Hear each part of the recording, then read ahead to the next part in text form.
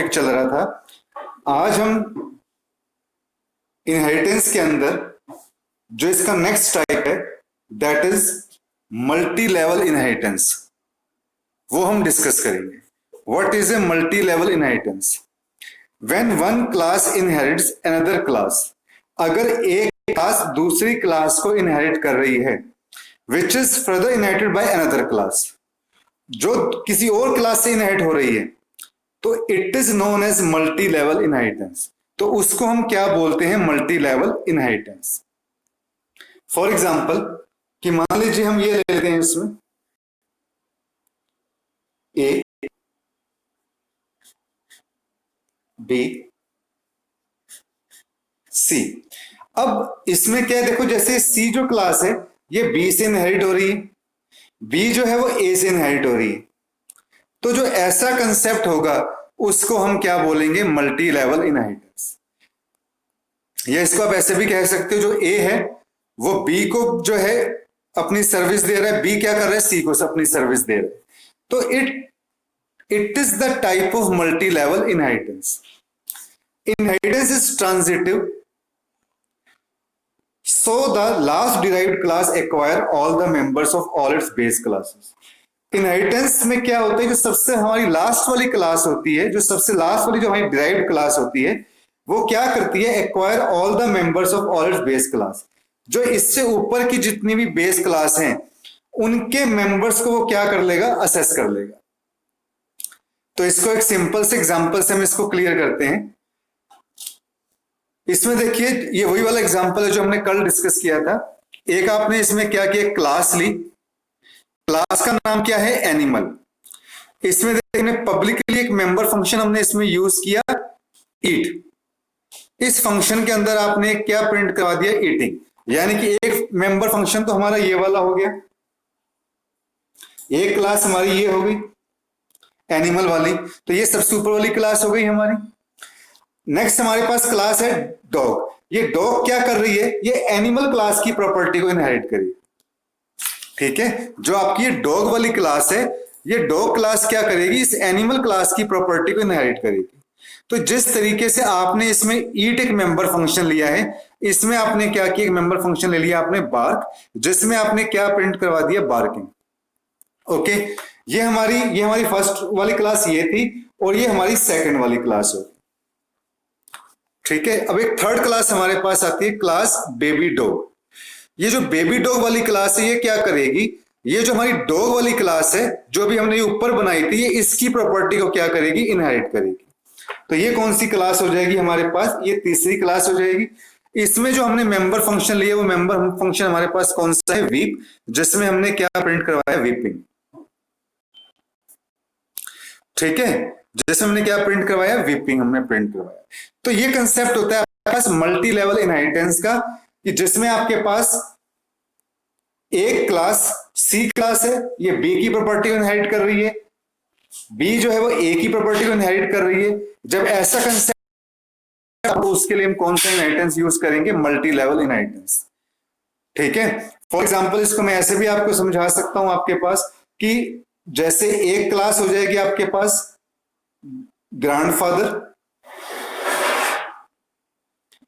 एक हो जाएगी आपके पास फादर, और एक आपके पास हो जाएगी child class.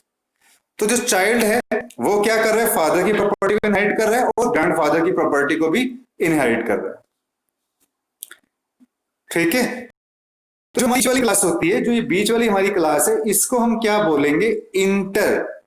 Intermediate base class. Intermediate base class, intermediate base class. ठीक है, तो जब जो सबसे लास्ट वाली क्लास है अगर वो इंटरमीडिएट बेस क्लास और उससे वो बेस क्लास की प्रॉपर्टी को इनहेरिट कर रही है, तो ये कंसेप्ट हमारा क्या कहलाएगा? Multi level inheritance. और इस प्रोग्राम की जो हमारे पास आउटपुट वो ये आ जाएगी, ईटिंग, बार्किंग एंड वीपिंग। ऐसे ही एक इनहेरिटेंस का टाइप आपके पास और होता है जिसको हम क्या बोलते हैं? Multiple inheritance. मल्टीपल इनहेरिटेंस का मतलब आपके पास क्या होता है? Multiple inheritance is the process of deriving a new class that inherits the attributes from two or more classes। जब एक क्लास एक से ज्यादा क्लास की प्रॉपर्टी को इनहेरिट करती है तो उस कंसेप्ट को हम क्या बोलते हैं? Multiple inheritance. मान लीजिए जैसे आपके पास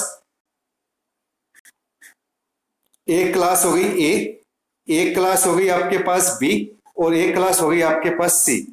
जो आपकी सी वाली क्लास है, अगर वो ए की प्रॉपर्टी को भी इनहेरिट कर रही है और इसके साथ वो बी की प्रॉपर्टी को भी इनहेरिट कर रही है, तो इस कंसेप्ट को हम क्या बोलेंगे? Multiple inheritance.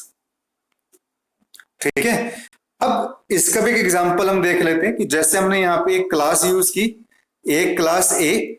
अब यहाँ पे एक नई चीज आपके पास यहाँ पे आ रही है, प्रोटेक्टेड।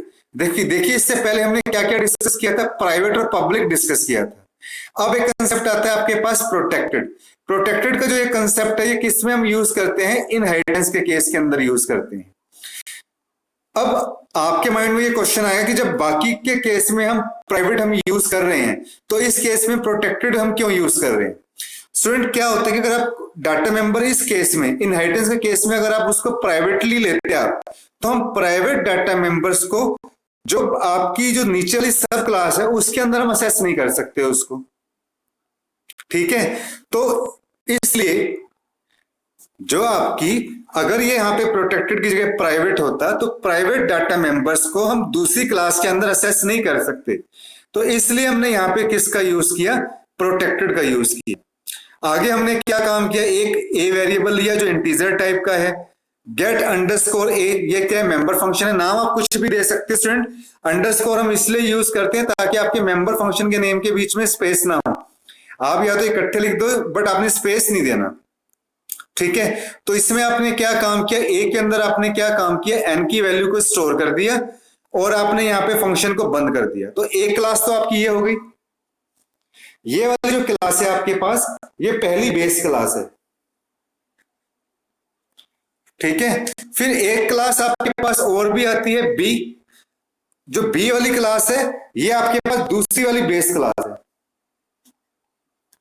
इसमें हमने क्या काम किया? Class B, protected, int B, public, void, get underscore B. जैसे हमने इसके अंदर काम किया हुआ है, ऐसे हम इसके अंदर भी वर्क करेंगे। बी के अंदर हमने क्या किया? एन को स्टोर करा दिया। इस क्लास को भी आपने क्या किया? यहाँ पे बंद कर दिया। तो ये जो दोनों है, ये दोनों हमारी बेस क्लास हो गई। अब जो सी वाली क्लास है, ये क्या कर रही है? दोनों क्लास की प्रॉपर्टी को इनहेरिट कर रही है। तो उसके लिए हमने यहाँ पे क्या लिखा? क्लास सी, पब्लिक ए और पब्लिक बी, यानी कि दोनों क्लास की प्रॉपर्टी को क्या करेगी? इनहेरिट करेगी। ठीक है। अब आपने यहाँ पे क्या लिखा? Public void display. डिस्प्ले क्या होता है? एक मेंबर फंक्शन आपके पास होता है इसमें। अब यहाँ पे देखिए, यहाँ पे आपने इसे नहीं देखना, आपने यहाँ पे आपने क्या लिखा? See out the value of A is A. आपने क्या किया? यहाँ पे ए की वैल्यू प्रिंट करवा दी आपने। फिर आपने यहाँ पे क्या किया? द वैल्यू ऑफ बी, आपने बी की वैल्यू प्रिंट करवा दी। और आपने यहाँ पे प्रिंट करवा दिया addition of A and B is A plus B. तो यहाँ पे हमने क्या किया? जो दोनों मेंबर फंक्शन जो दोनों क्लास से हमने यूज की हुई थी, एक क्लास से हमने एक डाटा उठाया, दूसरी क्लास से आपने क्या किया? दूसरा डाटा उठाया। उन दोनों नंबर्स का आपने क्या कर दिया? सम कर दिया। ठीक है। लेकिन ये आपने ध्यान रखना कि जो प्रोटेक्टेड यूज कर रहे हो ना, जो सबसे वाली लास्ट वाली क्लास होगी, वहां पे प्रोटेक्टेड यूज नहीं होगा, वहां पे हम पब्लिक ही यूज करेंगे। प्रोटेक्टेड को केवल आपने जो इससे पहले जो दो क्लासेस होती है ना, आपने उसमें यूज करना है। आपने मतलब सब क्लास के अंदर आपने प्रोटेक्टेड को यूज नहीं करना, जो दोनों की प्रॉपर्टी को इनहेरिट कर रही है। ठीक है। अब मेन फंक्शन के अंदर हम क्या काम करेंगे? मेन फंक्शन के अंदर आपने यहाँ पे इसमें गेट ए जो ऊपर मेंबर फंक्शन आपने यहाँ पे यूज किया था। अब तो लेक्चर खत्म होने वाला हो गया। अब आप एंटर कर रहे हो इसमें ए में आपने जो इसमें वैल्यू डाल दी आपने 10, बी की वैल्यू आपने क्या डाल दी इसके अंदर 20, और आपने यहाँ पे क्या किया? ए और बी को आपने डिस्प्ले करवा दिया। ए की वैल्यू कितनी होगी आपके पास? 10 हो गई, और बी की वैल्यू कितनी हो जाएगी आपके पास? 20। तो addition of A and B कितना हो जाएगा आपके पास? 30। ओके।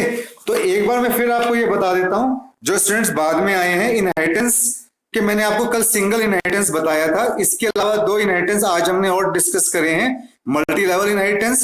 मल्टी लेवल इनहेरिटेंस का मतलब क्या होता है? जिसमें आपके पास दो या तीन या चार ऐसी क्लासेस होती हैं एक लेवल के अंदर। जैसे ए बी सी 3 क्लासेस हो गई हैं आपके पास।